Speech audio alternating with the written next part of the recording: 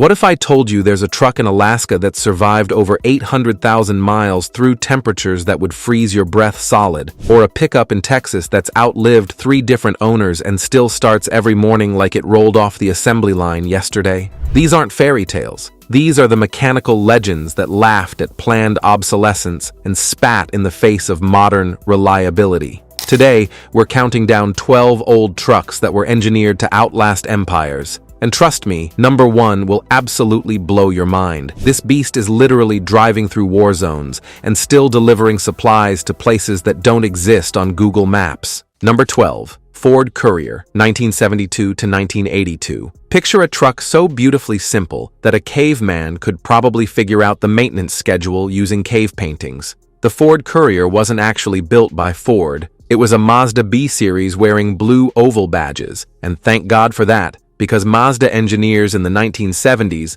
built things like they expected the apocalypse to arrive on Tuesday and still needed reliable transportation. This compact pickup was powered by either a 1.8-liter or 2.0-liter 4-cylinder that made all the power of a moderately enthusiastic lawnmower. But here's the beautiful irony. These engines were so understressed they could probably run on cooking oil and good intentions. Mechanics across America report seeing Couriers with over 400,000 miles still puttering along suburban streets, hauling lumber, and outlasting the marriages of their third owners. The secret sauce was agricultural-grade durability hidden in a compact package. The manual transmission shifted like a rifle bolt and lasted forever because it was basically tractor equipment disguised as automotive hardware. Small business owners discovered these trucks in the late 70s and rode them into the ground, except the ground kept giving up first. In rural Montana, there's a 1978 Courier that's been delivering mail for 32 years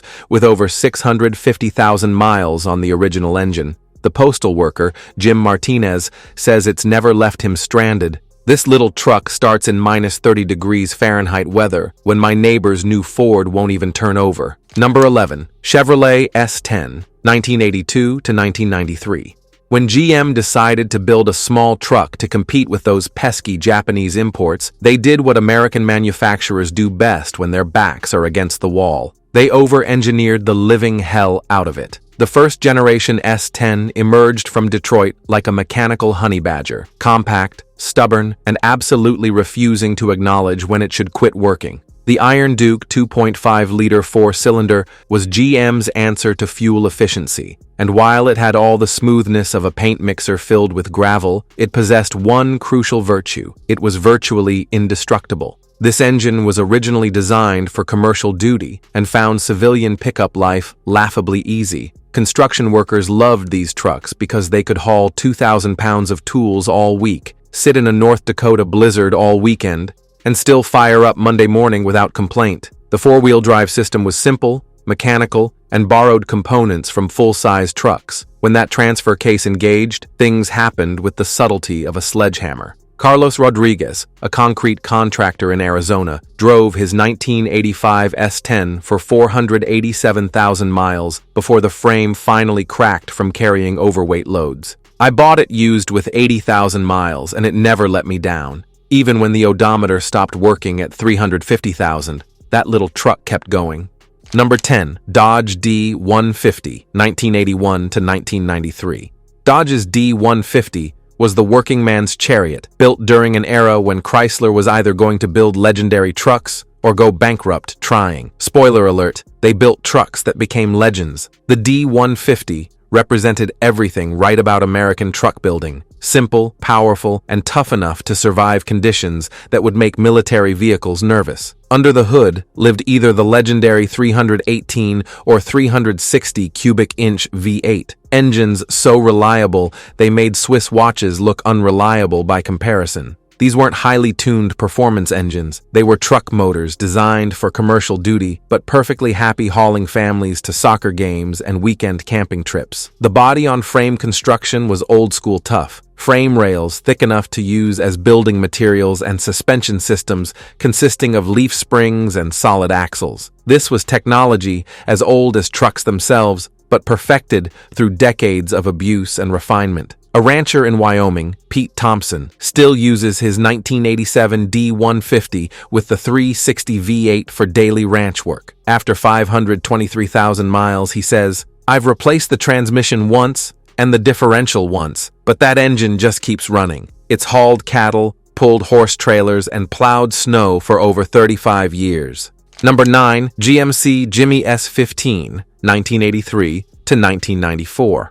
While everyone remembers the Chevy S10, GMC's version was actually the premium offering, built with heavier-duty components and better materials throughout. The Jimmy S-15 proved that sometimes the overlooked sibling is actually the smart choice for people who measure vehicles by decades of service rather than monthly payments. GMC positioned itself as the professional-grade brand, and the Jimmy delivered on that promise with mechanical components that bordered on industrial-grade tough. The Vortec 2.8-liter V6 wasn't powerful by modern standards, but it was built like a bank vault and designed to last forever. These motors regularly crossed 300,000 miles with basic maintenance, laughing at timing chains, while other engines surrendered to complexity. The four-wheel drive system used heavy-duty components borrowed from full-size trucks, meaning weekend camping trips felt like vacation time for drivetrain components designed for commercial abuse. Now here's where it gets interesting. Hit that subscribe button if you're loving these mechanical warriors, because we're just getting warmed up with stories that'll make you question everything you know about modern reliability. Number 8. Toyota 4Runner, 1984 to 1989. Toyota in the mid-80s looked at American SUVs breaking down after 100,000 miles and said, "Hold our sake, we'll show you how this is done." The first-generation 4Runner wasn't just built to last, it was engineered like Toyota expected it to explore planets, doesn't offer roadside assistance, and the nearest parts store is several solar systems away. Built on the legendary Toyota pickup platform, the 4Runner inherited genes from one of the most indestructible vehicles ever created. The 22R and 22RE four-cylinder engines were so overbuilt they could probably survive atmospheric re-entry from space while still maintaining proper oil pressure. These motors made modest power but delivered it forever, with timing chains instead of belts, because Toyota engineers understood that replacement intervals were basically admissions of engineering failure. The solid front axle meant ultimate durability over comfort. Toyota chose strength over refinement every single time. In rural Alaska, search and rescue teams still rely on 1980s 4Runners because they start at -40 degrees Fahrenheit and can navigate terrain that would make mountain goats nervous. Rescue coordinator Sarah Mitchell reports, "We have a 1987 4Runner with 380,000 miles that's been rolled twice, submerged once, and it still runs like new." Number 7. Chevrolet K5 Blazer, 1973 to 1991. The K5 Blazer was GM's answer to everyone who needed a truck that could haul a family to church on Sunday and climb vertical cliff faces on Monday without breaking a mechanical sweat. For nearly 2 decades, this square-bodied beast dominated everything from ski slopes to oil fields, earning a reputation for reliability that bordered on the supernatural. The secret sauce was the legendary small-block 350 V8, arguably one of the greatest automotive engines ever created by human hands. Simple enough for shade tree mechanics to rebuild in their driveways, reliable enough for commercial applications, and powerful enough to make towing feel effortless. These engines were understressed in K5 applications, meaning highway driving felt like asking a powerlifter to carry groceries. The four-wheel drive system was beautifully mechanical. No computers, no complex electronics, just a transfer case, solid axles, and manual locking hubs that either worked or they didn't. Fire departments across the American West still use 1980s K5 Blazers as brush trucks because they can navigate forest trails while carrying 1,000 gallons of water. Fire Chief Tom Bradley in Colorado says, "We have a 1983 K5 with 420,000 miles that's fought fires for 30 years and never left us stranded in an emergency." And if you're looking for products to keep your reliable truck running even longer, check out the premium maintenance items we've linked in the description below. They're absolute game changers for extending vehicle life. Number 6. Ford F-250, 1987 to 1991. Ford's F-250 from the late 80s represented the absolute peak of analog truck building. No computers to fail, no emissions complexity to confuse, just honest mechanical systems that could be diagnosed with basic tools and fixed with common sense and determination. This truck was built when Ford still remembered how to make things that lasted forever. The 460 cubic inch V8 was a torque monster that barely noticed when you hooked up a 10,000-pound trailer. This engine was originally designed for commercial duty, garbage trucks, delivery vehicles, and applications where mechanical failure meant business bankruptcy. In a pickup truck, it was essentially loafing through life. The C6 automatic transmission was industrial equipment masquerading as consumer hardware, used in everything from motorhomes to medium-duty commercial trucks. The manual transmission option was even tougher, a truck transmission that could probably handle twice the torque it would ever see in civilian applications. Logging contractor Mike Stevens in Oregon has put 598,000 miles on his 1989 F-250 with the 460 V8. This truck has hauled logs down mountain roads for 25 years. I've rebuilt the transmission once, but that engine runs like the day I bought it. It's made me more money than any investment I've ever made. Number 5. International Scout II, 1971 to 1980. International Harvester didn't know how to build consumer vehicles. They only knew how to build agricultural and commercial equipment that worked in conditions where failure wasn't just inconvenient, it was potentially life-threatening. When they decided to compete in the SUV market, they approached the project like designing a tractor for suburban use. The Scout II was overbuilt to a degree that would make modern accountants weep uncontrollably. Every single component was sized for commercial duty rather than civilian comfort. The frame was massive, the axles were industrial grade, and the body was thick steel that could survive impacts that would total other vehicles. The 304 and 345 cubic inch V8s were truck engines originally designed for farm equipment, meaning civilian highway duty felt like early retirement. The four-wheel drive system was agricultural-grade simple, heavy-duty transfer case, solid axles front and rear, manual locking hubs that either engaged or they didn't. When Scout owners needed replacement parts, they often raided International's commercial truck inventory because the components were completely interchangeable. A farmer in Iowa, Robert Chen, still uses his 1976 Scout II for farm work after 445,000 miles. It's not pretty anymore, but it starts every morning and does whatever I ask it to do. Number 4. Jeep Wagoneer, 1963 to 1991. For an incredible 28 years, Jeep built essentially the same vehicle while the automotive world spun madly around them with constant changes and improvements. The Wagoneer wasn't just a truck, it was proof that when you get the mechanical formula absolutely right, you don't mess with perfection. The AMC inline-six engines were legendary for their durability and longevity. The 258 cubic inch motor was so understressed in Wagoneer applications that mechanics would joke about needing to check if they were actually running under load. These engines regularly crossed 400,000 miles with nothing more than basic maintenance and occasional timing chain adjustments. The full-time four-wheel drive system was revolutionary for its era. Automatic engagement, no manual shifting, just capability when you needed it most. The quadra-track transfer case was overbuilt for applications it would never see, which meant it lasted forever in normal suburban and light recreational use. Suburban families discovered they could haul kids to school all week, pull boats to the lake on weekends, and drive through blizzards that shut down other vehicles. A family in Vermont has owned the same 1987 Wagoneer for 512,000 miles across 3 generations. Grandfather bought it new, Dad drove it through college, and now I'm using it for my construction business.